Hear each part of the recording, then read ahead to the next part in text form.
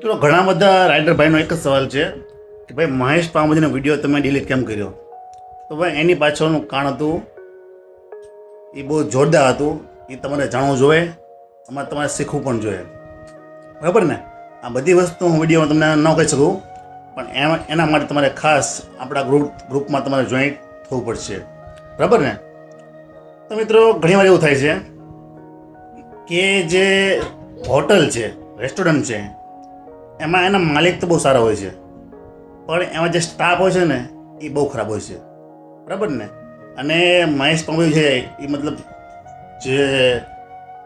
જે પણ મતલબ બ્રાન્ચ છે, 3-4 બ્રાન્ચ છે આપણા મતલબમાં સુરતમાં, તો એની કરતાં હું વધારે બ્રાન્ચો બીજા બધા શહેરમાં છે, જેમ કે મુંબઈ છે, ઘણા બધા મોટા મોટા શહેરમાં.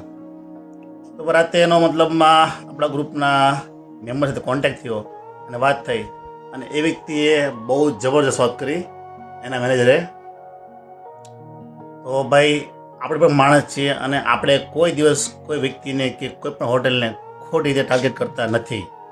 જે વસ્તુ સાચું હોય છે, હકીકતો છે, એ વસ્તુ આપણે બતાવી છીએ. આમ પણ આપણે કોઈ જગ્યાએ ક્યારેય મગજમારી કરતા નથી, પણ જ્યારે કોઈ પણ હોટલનો સ્ટાફ ગાળ આપે છે, મારામારી કરે છે, અથવા ખોટી રીતે આપણી હારે દુર્વ્યવહાર કરે છે, ત્યારે આપણે આ રીતની એક્શન લેવી પડે છે. અને આપણે ઘણી બધી વસ્તુ સહન કરીએ છીએ.